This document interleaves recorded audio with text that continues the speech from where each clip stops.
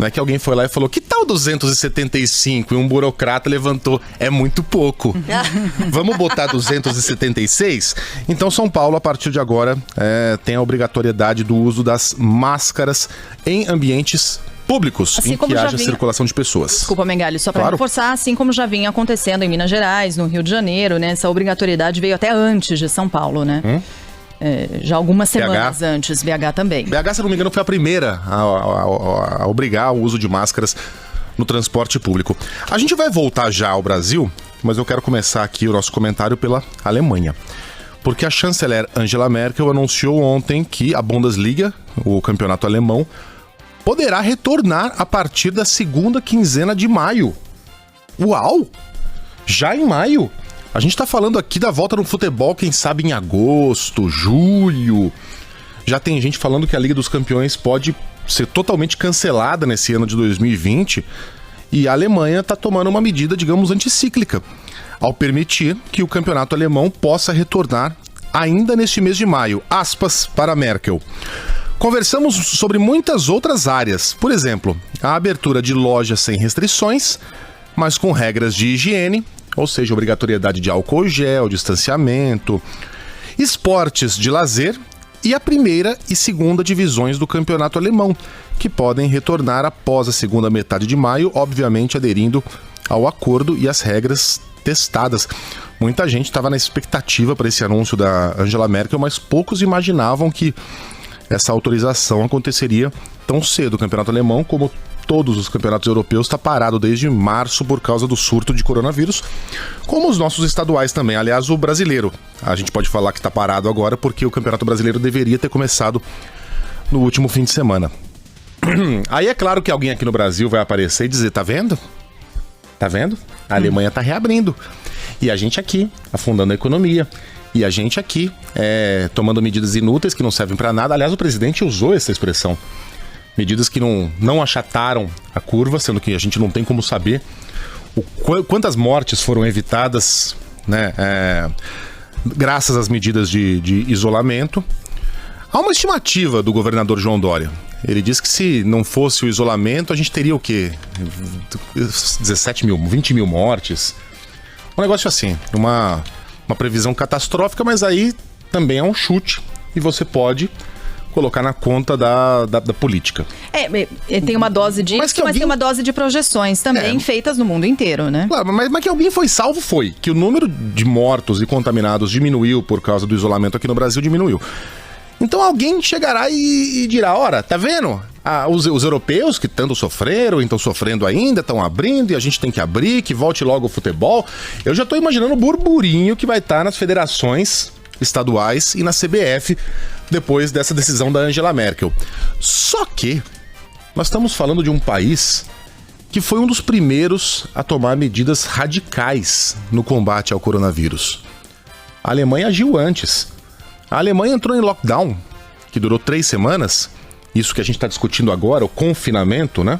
Porque uma coisa é o isolamento, que é o que a gente tem aqui, por exemplo, no Rio de Janeiro e em São Paulo, que são os governos falando, fique em casa, que é a imprensa falando, fique em casa, a própria publicidade dizendo, fique em casa.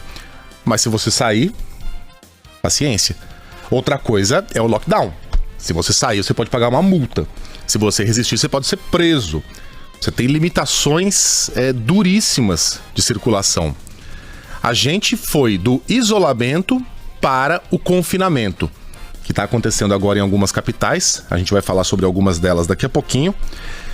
A Alemanha fez o contrário.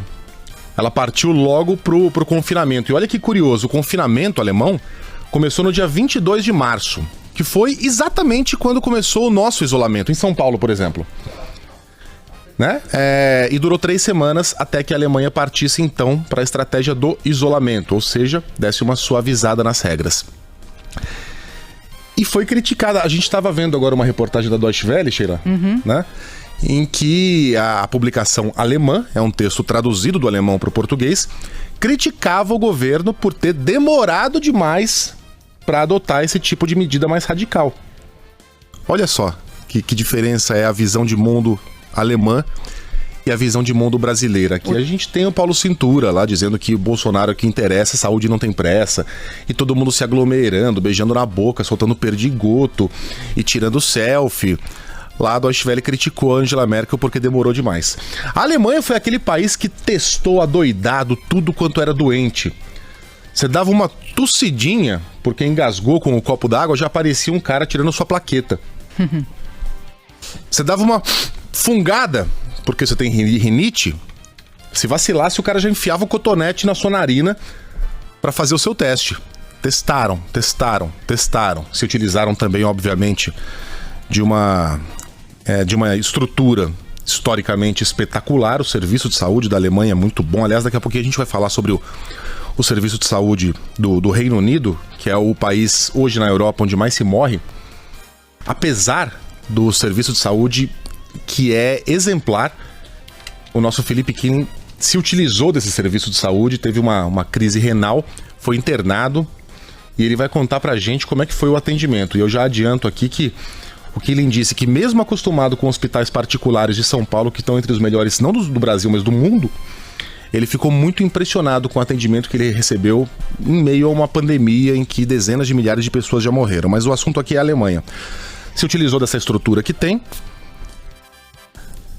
não teve medo de decretar medidas impopulares, radicais. A Angela Merkel, durante essa crise do coronavírus, foi a Angela Merkel que a zona do euro conhece bem, geralmente no campo da economia. E agora os alemães estão colhendo os frutos daquilo que plantaram lá atrás. Voltamos ao Brasil. Vamos a Belém, no Pará.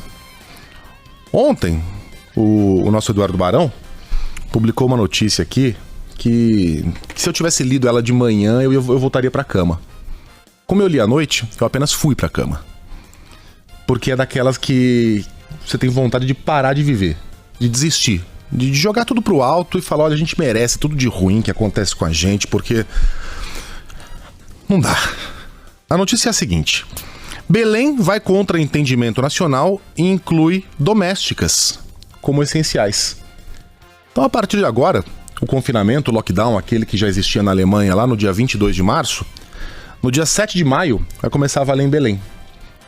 E esse lockdown significa que as pessoas não podem mais circular livremente, a não ser que façam parte de categorias profissionais que representem um trabalho essencial.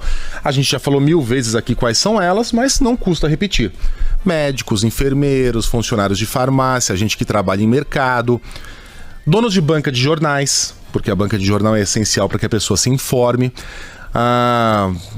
profissionais de rádio, de TV, da imprensa, de uma maneira geral, porque é pela imprensa, a não ser que você prefira se informar pelo Terça Livre no WhatsApp, é a imprensa que vai trazer a informação mais importante, a informação necessária nessa época que a informação é essencial. E aí o prefeito de Belém, Zenaldo Coutinho, do PSDB, entendeu que a atividade de empregadas domésticas também é considerada essencial durante a pandemia do novo coronavírus, o que permite que profissionais dessa área, as domésticas, continuem circulando, ou seja, vão das suas casas para a casa de seus patrões. A gente pode imaginar a pressão que o prefeito sofreu no momento em que foi anunciado. Por que a empregada doméstica não era considerada essencial em Belém até anteontem? E de repente começou a ser considerada? Ora, porque a cidade vai fechar e as empregadas não vão mais poder chegar à casa de seus patrões. E imagine a dona Sueli tendo que lavar uma louça, gente. Imagine o seu Maurício, depois de trabalhar no escritório, não na sacada, o dia inteiro, na varanda gourmet, ter que dobrar uma roupa. Você imagina a dona Sueli e o seu Maurício, um com vassoura na mão e outro com o rodo, tendo que limpar o chão, tendo que tirar poeira. E aí veio o prefeito e falou, não se preocupe, eu resolvo, matou no peito e determinou que empregadas domésticas agora são essenciais. Vem cá, eu quero ser convencido. Por favor, alguém aqui seja o advogado do diabo. O que pode ter de essencial no trabalho de uma empregada doméstica? É um trabalho importante para burro, digno para burro, sofrido para burro.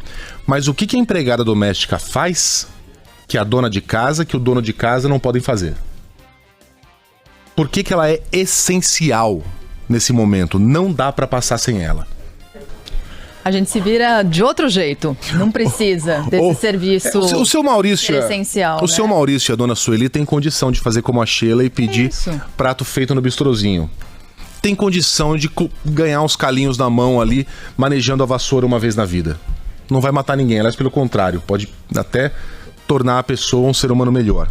Mas o seu Maurício e a dona Sueli, que aqui estão representando os muitos seus Maurícios e donas Suelis de Belém, ganharam essa queda de braço. Aliás, eu tenho a impressão que nem queda de braço existiu.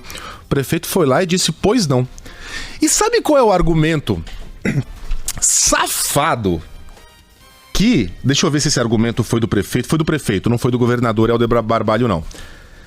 Utilizou para nos convencer que a empregada doméstica é essencial. E veja, não sou eu que estou dizendo que não é. Não sou eu.